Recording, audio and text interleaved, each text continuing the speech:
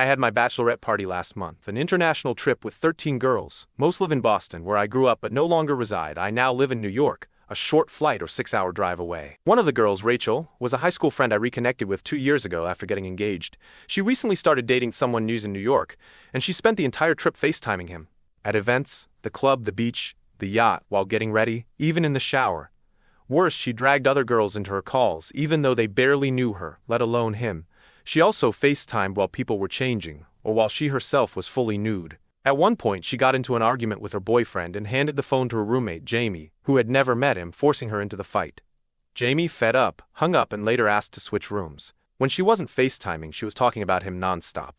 At dinner, she kept blurting out, "I'm moving to New York, we're gonna be neighbors." But when I asked about her kids, she vaguely said she'd fly or drive home every weekend. This is a mom of 2 with 2 different dads, moving for a boyfriend of 1 month. One night, during a private chef dinner, the power went out and Rachel's phone died. Everyone withheld their portable chargers. She then booked a hotel on someone else's phone, packed her bags, and left to charge her phone. Mandy, being too nice, walked with her. On the way, Rachel suddenly desperately needed to call her kids, which was hilarious since she hadn't mentioned them once. Unfortunately, the power came back, so Rachel did too. Later, while we were playing Bachelorette games, she blurted out racial slurs during Mad Libs. I snapped and the room went silent.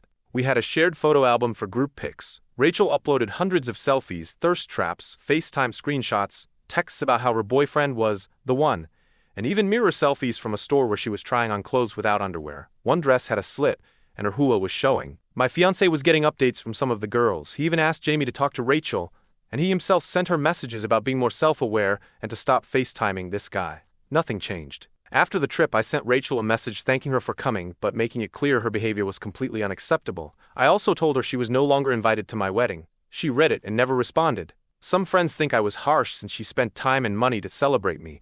To be clear, I'm not cutting her off because I didn't feel like the center of attention, lol.